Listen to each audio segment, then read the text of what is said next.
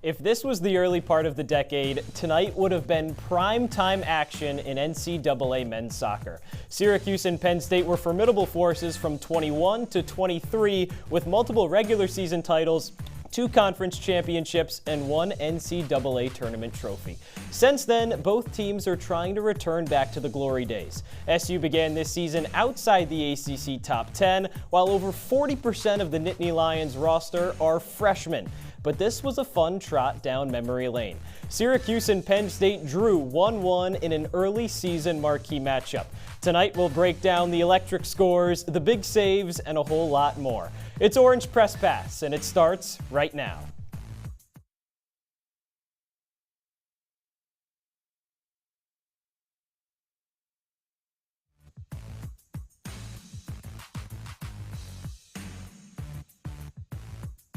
Welcome inside our CitrusTV studios alongside Kiran, Costa, and Timmy Weiss. I'm Josh Richardson. Syracuse draws Penn State 1-1. Overall, this was a pretty back-and-forth contest that either team could have ended up winning in the end.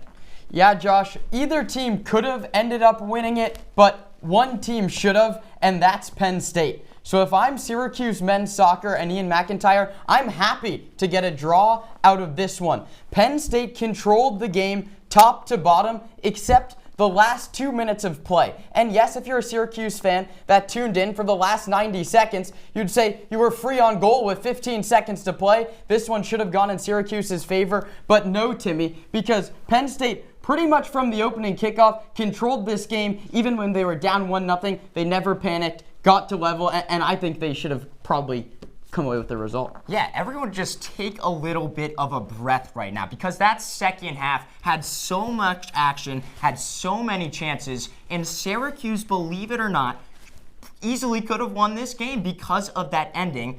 You have Zambrano play a beautiful picture-perfect ball with 10 seconds basically to go in the game, and unfortunately, Landon Darko fluffs his lines. He can't get the ball in the back of the net. And even though Penn State was the better team, Syracuse is going to be kicking themselves that they couldn't get this one, guys. Well, you guys mentioned it. So much action going on in the first half, the second half. Let's take a look at how this one went down from start to finish. Overall, a back-and-forth affair. Syracuse, third match of the season, trying to get back in the win column. We start off in the 13th minute. Kelvin Costa, little bit of help from Penn State, deflection in for the score. SU strikes early in this one, 1-0. Yeah, a lot of firsts in this one. First home goal of the season, first goal in orange for Kelvin Costa. A lot of fans out there. First home game during classes. Fans were excited. Syracuse overall trying to keep that momentum going, but Penn State certainly had some chances. One inside the 18-yard box. Oh, just missed. Ben Liscombe off target, missed to the right side. And now midway through that first half, it was close. Syracuse, a chance here. Here comes Michael Aqua streaking down that side. Does he have it? Moving over. It's going to be close. No, too far up. And this one stayed 1-0 Syracuse. But in the last few minutes, just 2.5 to play before halftime, Penn State would finally strike. And this one, a rocket heater from Freddie Bell. And that was a banger. How about that shot right there? Back of the net, finds it, and it was coming for a long time. This Penn State team, they deserved to get that goal, and they rightfully got it. It may have been a little bit lucky to see a slight deflection there off a defender, but it is a banger, and it mattered a lot to get this game tied at 1 in the second half. Tomas Hutt had a chance on that one, couldn't get it done, went 1-1, and the reason that it stayed 1-1 for a majority of the second half, Tomas Hutt, big save there. 3 of his 4 came in the second half of this one, and now Syracuse, late stages, under a minute to play, a beautiful chance for the Orange. Timmy, you talked about it earlier. Perfect through ball for Landon Darko, and he just whiffs on it, doesn't take the shot, misses the opportunity, and Syracuse comes away with what could have been a 2-1 win, ends up being a 1-1 draw. Gotta chip that, Josh. You're one-on-one with the keeper, and Darko, you could see he couldn't make up his mind. He tried to take a touch wide and play it around him. chip it over him. You have the space. You have all the momentum as the offensive player. You're going to be thinking about that one all season long. You're exactly right. Indecision is probably the worst thing that you can do in a scenario like that. It was at a weird situation where taking a touch around the keeper normally works, but it was a little bit too far away from the keeper to try and do that. So he has to try and go for a shot.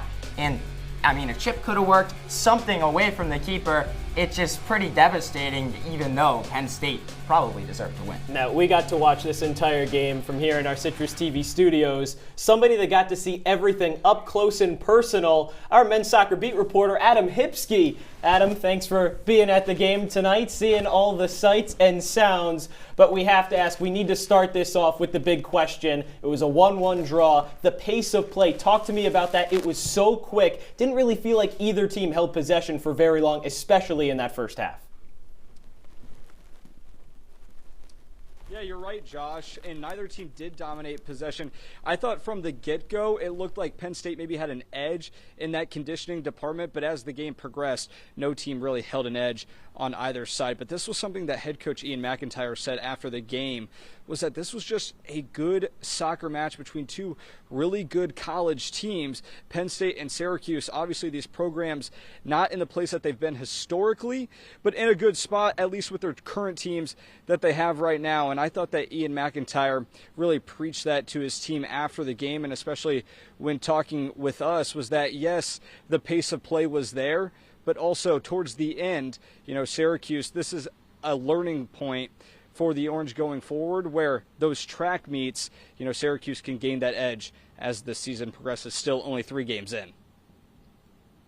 And dry out there through the conditions. Let's talk about sort of the first 85 minutes, it felt like, of this one. Syracuse could not complete a pass in the attacking third. It felt like they do get a couple there at the end. Did you see any changes, or did Coach Mack see any changes in those final few moments within the team in the attacking third? Well, here was my perspective of it, Kiran, was that this team is young, and Ian McIntyre knows that. All of Syracuse knows that this team is relatively inexperienced, at least in teams that the Orange have had in prior years. So here's the difference. I think with that inexperience and with that youth comes a little bit of more passiveness, and I thought that was what Syracuse really put on display. This was an evenly matched game throughout, and I thought the environment was a lot for some youngsters for Syracuse, and I thought that was on display, honestly, as this game continued to go on. But yeah, like you said, the Orange definitely settled in late, and I thought those final 5 minutes, despite that Landon Darko chance at the end, I thought Syracuse really did have control, at least in their third. But I think what it comes down to, and what really Ian McIntyre can take away from this, is that his team is going to get more experience. And with that experience, you can be more aggressive and you can settle into the game a little bit more. I think he chalked that up to a little bit of young and some inexperience. Hey Adam, there was a lot of problems today with connecting passes and keeping control of possession. It did start to rain pretty hard in that second half. Do you think that played a big factor in a lot of the missed passes today? Well, yeah, and you talked about it. You saw it earlier with that last chance from Landon Darko. At least, we didn't talk to Landon after the game. But from my vantage point, I didn't think he had great footing on it. I thought that the field of play was definitely a little bit altered with this rain. It picked up as the game went on. Early on, it was a light drizzle, but very, very light. But towards the end, it absolutely picked up. And yes, connecting passes was definitely a difference maker for the Orange, and especially in a game where it's 1-1, and this is now 3 consecutive games where Syracuse hasn't broken through in the second half and put one in the back of the net. So I think, yes, absolutely, that the rain was somewhat of a difference maker, but, the Orange still plenty of building blocks going forward. Adam, thanks so much for your coverage. We hope you get back to main campus with an umbrella, nice and dry. But we've got more to cover on today's OPP on the other side of this break. When we come back, we'll go over some of the biggest takeaways from this contest, as well as what else has been going on around the Hill and around the NCAA. Stay tuned.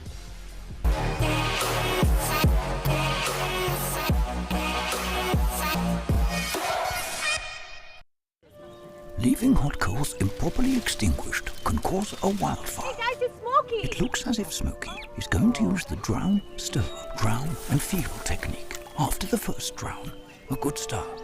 Next, another drink. And finally, a close feel. Is it cool? Okay. Yeah. Hey, Smokey, catch. Oh, my bad, Smokey.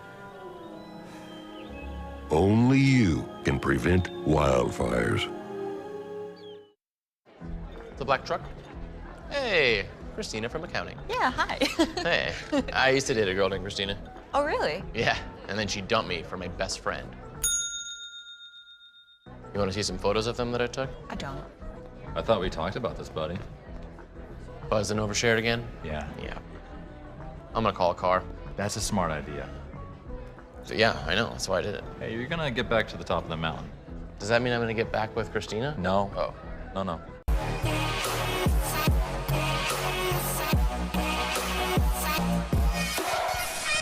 Welcome back to Orange Press Pass alongside Kiran, Costa, and Timmy Weiss. I'm Josh Richardson, breaking down a 1-1 draw between Syracuse and Penn State. But before we get back to men's soccer, let's see what else has been going on around the Hill. What's coming up this weekend? A couple of big contests across all of Syracuse athletics. You can't go, the football game against number 24 Tennessee can't go unnoticed to start it off. I mean, let's start there. It's the obvious choice. Syracuse opened up last season against Ohio. They opened up a season before that against Colgate. That one was 65-0.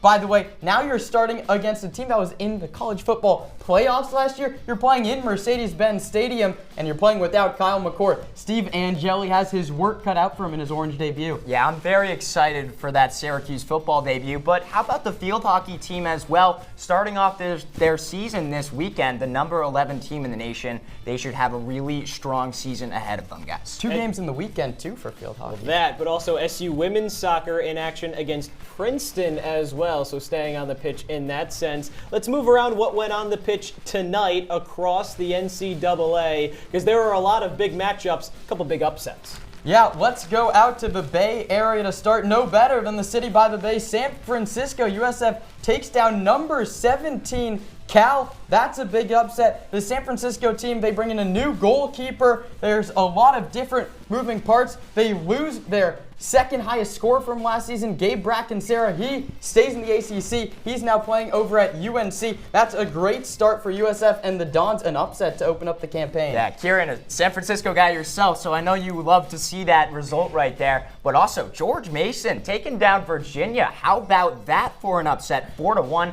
Wasn't even close, guys. Well, that, and you know what? What was a little bit close? This contest between Syracuse and Penn State, a matchup 1-1 draw. But when you look at it overall, it could have been 2-1, could have been 2-2. You could just add up any amount of goals that you want, and that could have been what the final was because of how many mistakes were made by both of these teams. Yeah, it was a sloppy one, top to bottom. The weather was sloppy, the play was sloppy. Nothing about this one was clean, and it really comes from both sides. Penn State had more chances, but Syracuse had the chance of the game there down the stretch. You can see the numbers here. If you're Penn State, you can't foul that many times. Syracuse can't foul that many times, but you just have to put the ball in the back of the net at some point. That was a big problem for both teams. They both had a lot of chances. They both ended up scoring one goal only. They had a lot of shots on goal each, especially in that second half.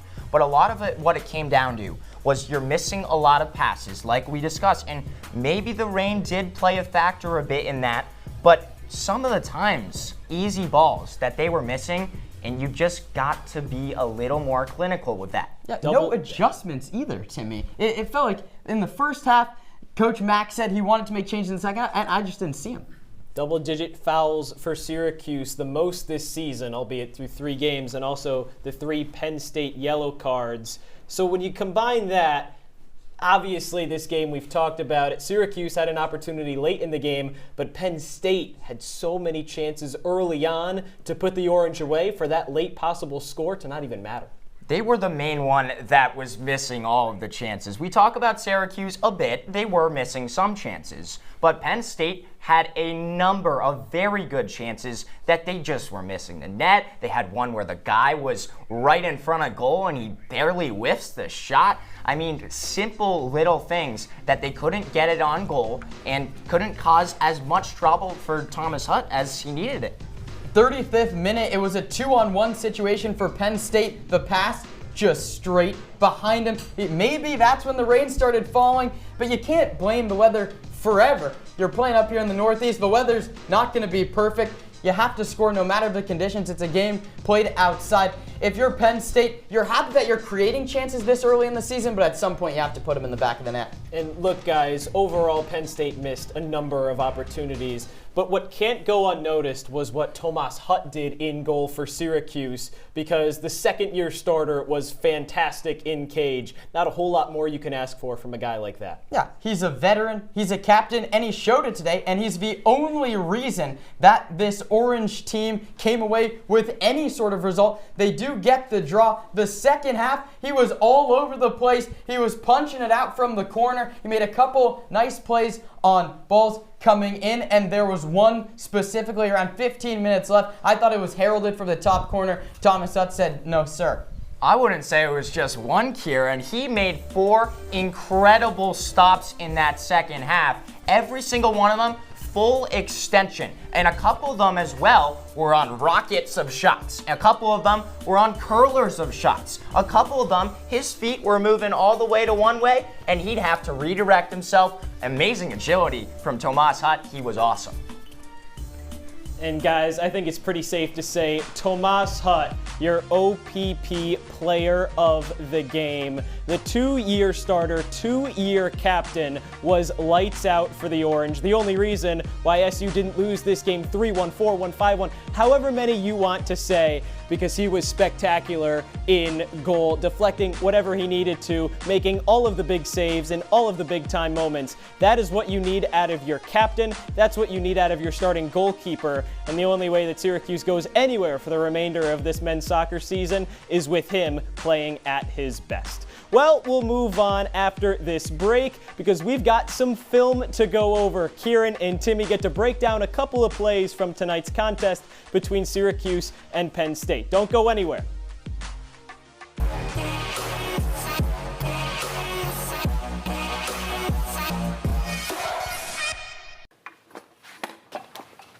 Did you hear about the pony with a sore throat? He was a little horse. Can I tell you a cat joke? Just kidding. Why couldn't the Why was the basketball court all wet? Why? Because the players kept dribbling all over it. Where'd the cats go on vacation? New York.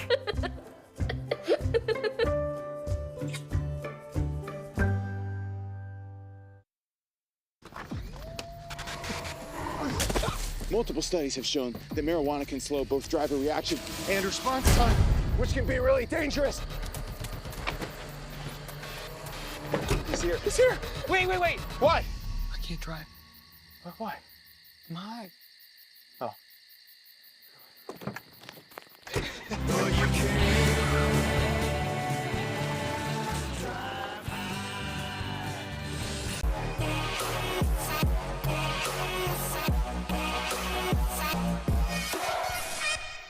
Welcome back inside our CitrusTV studios for Orange Press Pass 1-1 draw between Syracuse and Penn State. Josh Richardson on hand. Kiran and Timmy, my two analysts, they're going to break down a couple of the plays that went on in this game. We've shown them a few times, talked about them a lot, but the only way we can really magnify their impact in this one is if we break it down. Guys?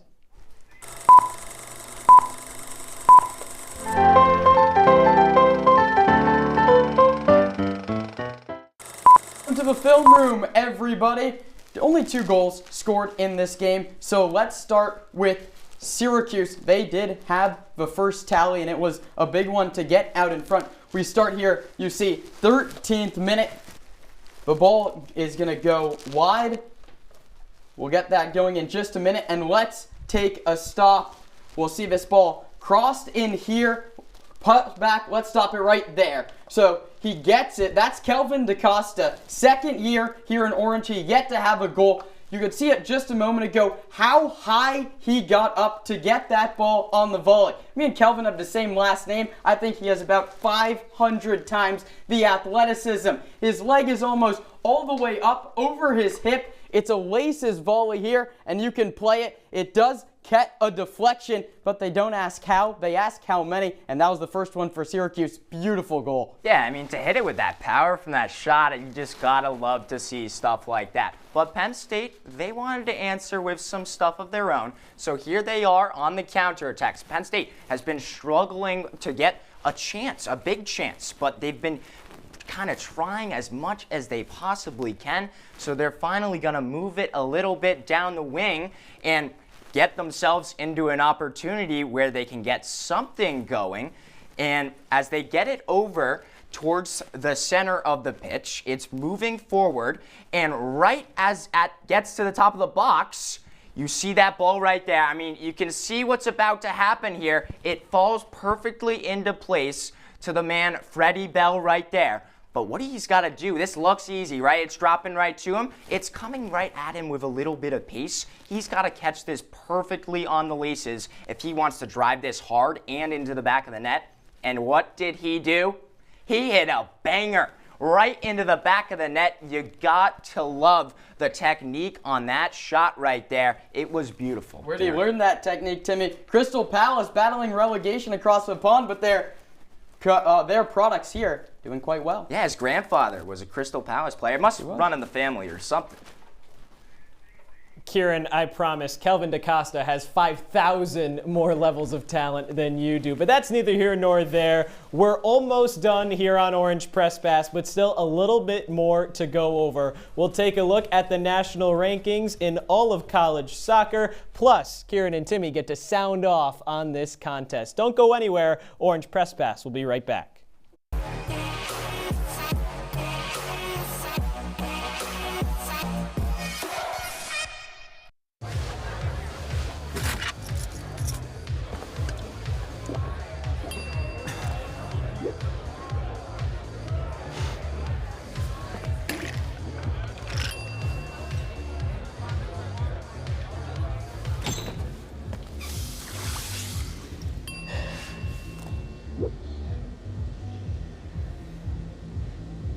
If you need to do something to feel okay to drive, you're not okay to drive.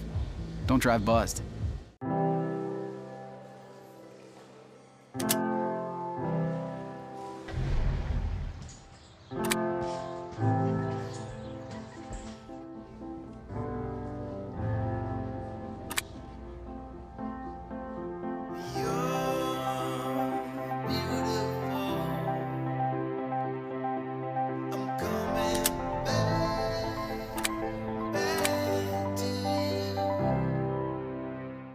I don't think that many kids in my son's school even do it. He makes fun of his friend who vapes. He would never try it. She's into soccer. She's on the honor roll. She's just not the type. No way. No way. No way. No way, my kid would never vape. Get your head out of the cloud. Today, nearly 8,000 kids will start vaping. Maybe even yours. Learn about the dangers at talkaboutvaping.org.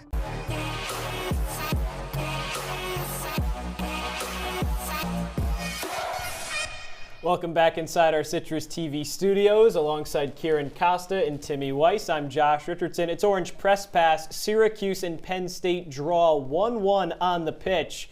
And these two teams, obviously not the same two programs that they were a few years ago when Syracuse won a national title in 2022. A couple of other teams that are trying to accomplish that feat this year. We'll take a look at some of those national rankings overall. Virginia Tech, Indiana, Clemson, Bucknell, and LIU. The top five according to RPI. We have the coaches poll as well. But the big noticeable thing, Syracuse at 63, Penn State at 75. These two teams not really competing for a whole lot this year except for pride. Yeah, not a lot, especially here in the non-conference play. But the way this one played out, you think it would be Penn State over double-digit points higher in the RPI, and you see it's early. Do I think Bucknell and LIU are making a deep run this season? You never know. Hey, Vermont won the whole thing. Do I think they're better than Stanford? Absolutely not. They've got something brewing out there on the farm, but a team that won a national championship in such recent memory, it's a little disappointing to see them at 62 right about now. Well, there's a reason this is the RPI rankings.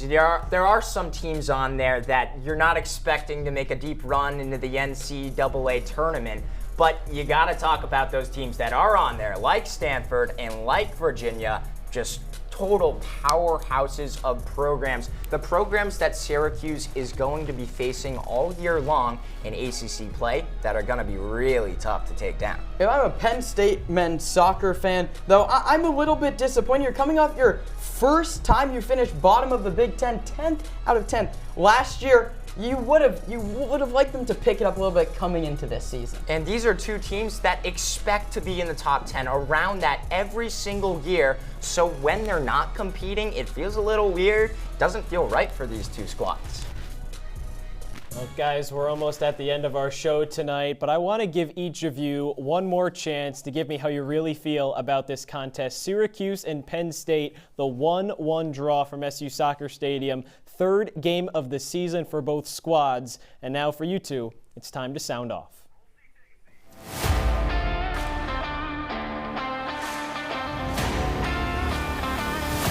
Well, every time I've come here on Sound Off, I've gotten a little bit heated, but it was a draw out there. I have nothing to be too angry about. And here's my message to you. It's a little too early to start worrying. Syracuse is one of the best coached teams in the nation. And Adam Hipsky talked about it earlier. Coach McIntyre noticed the mistakes that they had today, and they have a lot of time, a lot of training in front of them to get better before ACC play starts.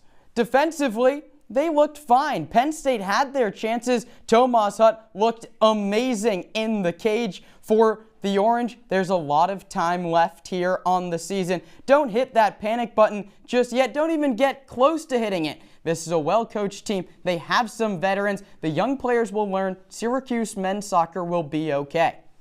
Well, Kiran, this game had a lot of fire to it, and that's because Syracuse's season might be a little bit streaky this year, and that's because this team has some great strengths. And one of the ones that was demonstrated today is that the counterattack can be extremely dangerous. However, on the other side of that, there are a lot of weaknesses to counter that, and that's that the finishes really aren't there right now. That's something that needs to be developed over the season, and when you have a lot of younger players, that experience is going to take some time to getting used to. But also the possession. That's not something that is really up Syracuse's alley for this team. They are a counter-attacking team, but when they play the better teams, they're going to need to have some time of possession because otherwise they're going to get totally tired out in these games, and the team is going to really struggle to do stuff in these ACC gauntlet of a schedule. Timmy, you say they're going to be really streaky. Kiran, you say that they're just going to be fine. So let's take a look about what's coming up next for the Orange. There's a lot of good, maybe a couple bad in there when you go look at RPI and record-wise, but overall Syracuse should be smooth sailing for a majority of their next 6 games. Let's take a look at these top 3. That's how you round out the non-conference slate, and those all have to be victories. There's no getting around it. You can't drop any points over the next 3 or so games. And then, yeah, welcome to the ACC slate. You have one of the best teams in the country in the Stanford Cardinal, the battle of the warm colors, whatever you want to call it. Your only edge here is that they're flying all the way across the country from Palo Alto here to central New York. I mean, Stanford and Duke, it doesn't get easy when ACC play begins, Timmy. Yeah, it's really a welcome to the show type of moment for Syracuse, but that's why those 3 games are so important coming up, and it's also important for the team to grow a bit of confidence getting into ACC play. You need to have some wins under your belt. You need to be able to work on the little mistakes that we saw in this game today and know that when you come up against those big-time teams that you can do well. Adam Hipsky has you covered for all your men's soccer updates here on Citrus TV. But let's take a look about what's next for OPP. That's Saturday. Number 24 Tennessee versus Syracuse in Atlanta. Opening game for the Orange. A big spot to try and get off to a 1-0 start. A couple new faces in new places, especially under center. Aguilar, and Angeli, the 2 new quarterbacks. How do they fare in their new orange uniforms? Yeah, how can you not be excited? I mean, my blood's already boiling for this one, guys. I can't wait. Well, that's all the time we have on Orange Press Pass today. Syracuse and Penn State, a 1-1 draw. For Kiran, Costa, and Timmy Weiss, I'm Josh Richardson. Have a nice night.